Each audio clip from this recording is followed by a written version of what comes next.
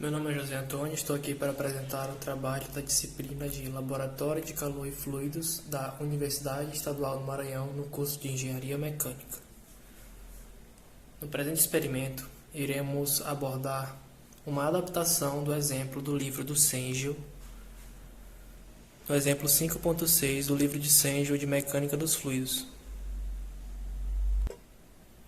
As considerações do exemplo do livro do Cengel são as seguintes, onde que a pressão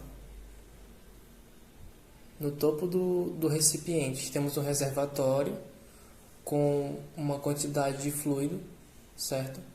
E temos também uma altura zero da vazão do fluido. E o exemplo dá que a pressão no ponto 1, ou seja, no topo do fluido, e a pressão na saída da vazão são as mesmas. Logo, temos que P1 é igual a P2. Então, por consideração, podemos cortar a equação aqui. Esse valor representa a pressão, essa densidade, gravidade, velocidade, nós iremos considerar como sendo aproximadamente zero, pois a velocidade em que o fluido desce para essa direção é tão desprezível em relação à velocidade que o fluido tem em vazão. Logo, vamos considerar a velocidade 2 como zero. E a pressão 1 sendo igual à pressão 2, nós cortamos os dois membros.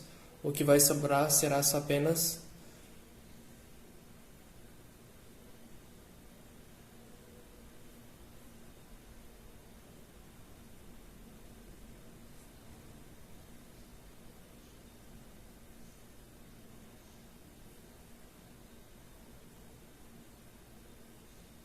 onde teremos Z1 como a altura máxima do fluido,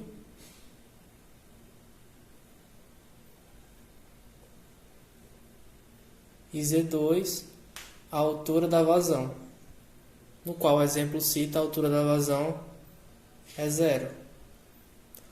Porém, nós iremos analisar a velocidade e, para um novo exemplo em relação a esse, nós iremos fazer 5 furos nesse recipiente, a parte teórica. Iremos calcular o alcance dos jatos em relação às alturas onde cada furo será feito. Primeiro nós iremos calcular a velocidade a partir dessa equação de cada furo, e depois de calcularmos a velocidade, a equação do sorvetão. A equação do sorvetão será usada para descobrirmos a seguinte equação. Considerando a velocidade inicial no topo do fluido nessa direção igual a zero, temos o desenvolvimento para chegarmos à equação que irá ser utilizada para descobrirmos a velocidade de saída do furo, onde temos a velocidade 1, essa velocidade 1 de saída, quando o furo tiver a altura de 250 milímetros. Este é o recipiente teórico. O recipiente que iremos usar no experimento será uma garrafa PET. Portanto, teremos algumas considerações e aproximações para a realização do cálculo. Para descobrirmos o termo do tempo, teremos que usar a seguinte equação, a equação do sorvete, que determina o espaço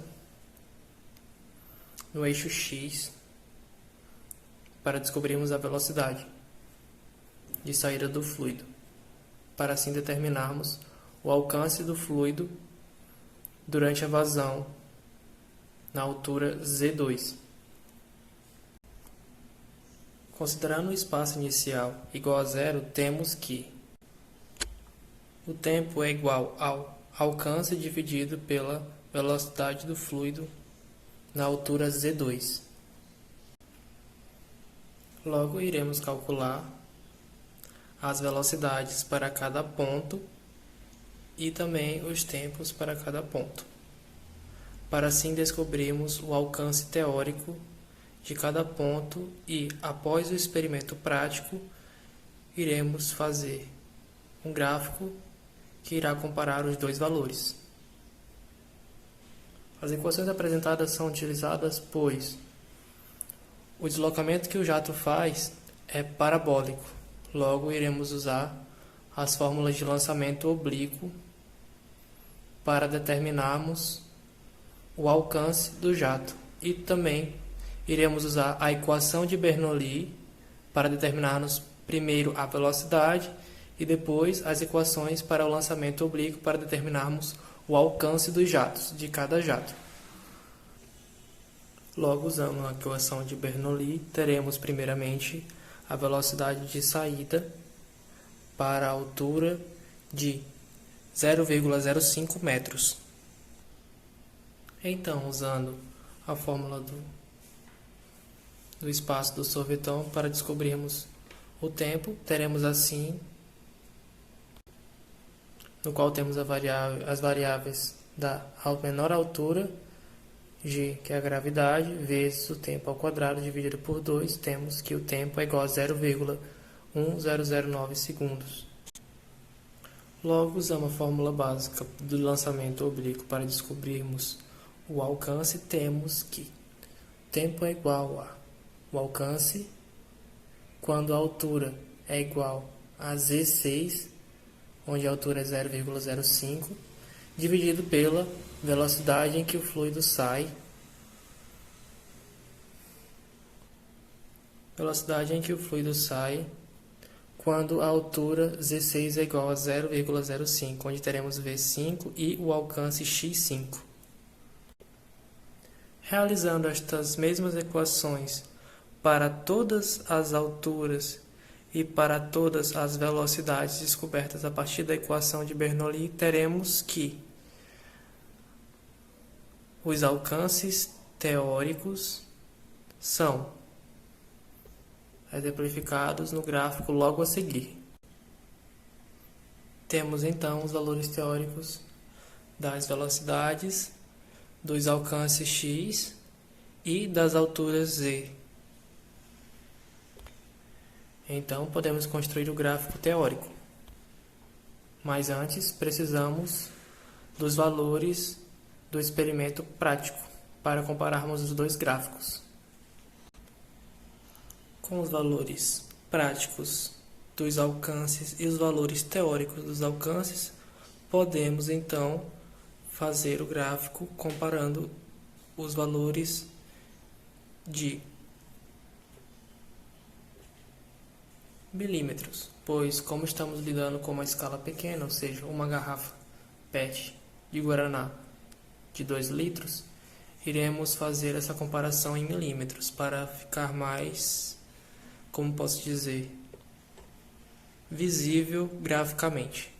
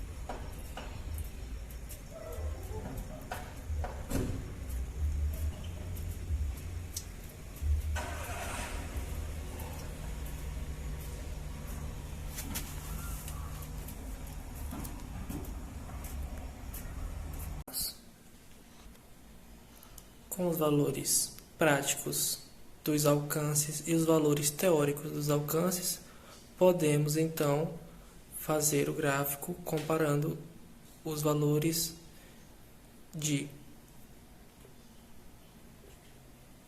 milímetros, pois como estamos lidando com uma escala pequena, ou seja, uma garrafa PET de Guaraná de 2 litros, iremos fazer essa comparação em milímetros para ficar mais, como posso dizer, visível graficamente. Logo teremos a comparação entre o gráfico teórico e o gráfico prático, onde teremos os seguintes valores. Os valores teóricos estão listados como x1, x2, x3, x4, x5, e os valores experimentais como x1.1, x2.2, x3.3, x4.4, x5.5. E os valores das alturas coincidentes com os valores teóricos e os valores práticos. Para uma melhor observação do valor, temos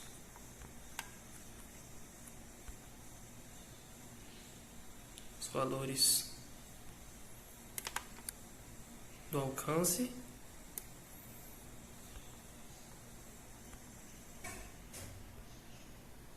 e os valores logo abaixo, as chamadas alturas, montando assim o gráfico comparativo dos alcances.